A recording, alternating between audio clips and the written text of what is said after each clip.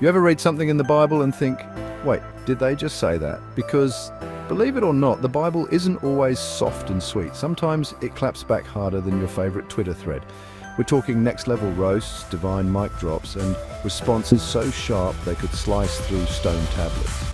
But here's the twist. These savage comebacks weren't just for shock value. They carried truth, exposed hypocrisy, protected the innocent, and revealed courage in the face of real danger. These weren't insults. They were weapons of wisdom, wielded with boldness and purpose. So today we're diving into the most savage comebacks in the Bible. But not just to laugh or be shocked. We're going to see what they teach us about standing up for truth, speaking with courage, and using discernment when it really counts, because sometimes being Christ-like means knowing when to stay silent and when to flip a table. Don't miss this. Every clapback has a deeper message. Some people think Jesus was always soft-spoken, but what if I told you one of his most savage moments came with just one sentence? He didn't yell, he didn't argue, he saw right through the trap and exposed it. That brings us to savage comeback number 1. Jesus didn't clap back. He cut through. Instead of reacting, he revealed the truth behind the question. That's the real power. It's not about being loud, it's about being sharp. When you respond with insight, not impulse, you win the moment and the message. Come back, Matthew chapter 22, verse 18. You hypocrites, why are you trying to trap me? Lesson discernment is more than quick wit. It's seeing the motive behind the question. You don't need a louder voice, you need sharper insight. Speak to what's underneath, not just what's said. That brings us to savage comeback number 2. Holy sarcasm can expose hollow faith. When truth is clear, boldness can be louder than politeness. Don't fear calling out fake when the stakes are real. Comeback, 1 Kings chapter 18, verse 27. Maybe your God is sleeping or using the bathroom. Lesson. When truth is on your side, you don't need to fear confrontation. Sometimes holy sarcasm exposes empty faith. Use boldness not to humiliate, but to unmask deception. That brings us to savage comeback number 3. Sometimes truth has to shout when grace gets twisted. Don't confuse silence with kindness. Protect what matters, even if your voice shakes. Come back, Galatians chapter 5, verse 12. I wish those agitators would go the whole way and emasculate themselves. Lesson.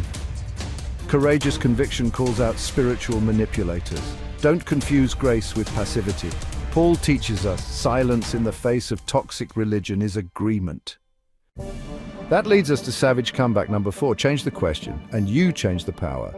The boldest response isn't always the loudest, it's the smartest. Comeback. Luke chapter 20, verses 3 to 4.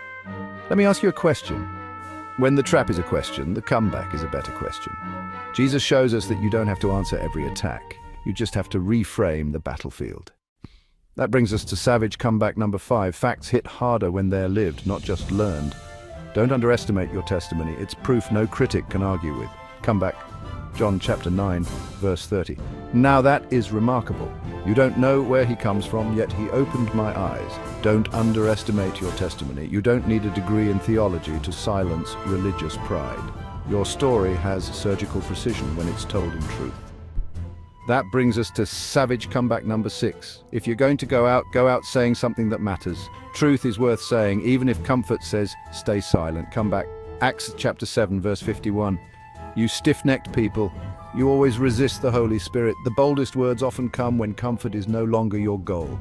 If you want to live fully, you have to be willing to die empty. Speak truth, even if it costs. That brings us to savage comeback number 7. Sometimes silence is the comeback. You don't always need words to make a statement. Stillness speaks when pride gets loud. Comeback, John chapter 8, verse 6. He bent down and started writing in the dirt. Sometimes the most savage response is no response. Silence confuses the accuser and gives space for conviction. Don't let pressure drag you into foolish debates. That brings us to savage comeback number 8. Let truth reveal what ego hides. The best comebacks aren't always confrontational, they're convicting. Tell the truth in a way that makes people see themselves. Come back. 2 Samuel 12. You are that man. The smartest comebacks make people confront themselves. Don't fight fire with fire, fight pride with reflection. Let truth be the mirror, not the hammer. That brings us to savage comeback number 9. Grace is a flex. When you serve someone who's trying to sink you, it shows strength they'll never understand. Mercy is louder than revenge. Comeback, John 13:26. It is the one to whom I will give this piece of bread. The strongest comebacks aren't always brutal. They're beautifully restrained. Grace under betrayal isn't weakness. Sometimes the real flex is serving your enemy. Sometimes the strongest move is to step aside and trust heaven to handle it. Comeback. Jude 1:9. The Lord rebuke you. You don't have to argue with darkness. Let God be your defender. The best comeback is sometimes letting God respond through your restraint. So the next time you're under pressure to react, remember, some of the Bible's boldest moments came from stillness, sharp words, or grace. Speak truth, but never forget the power behind it.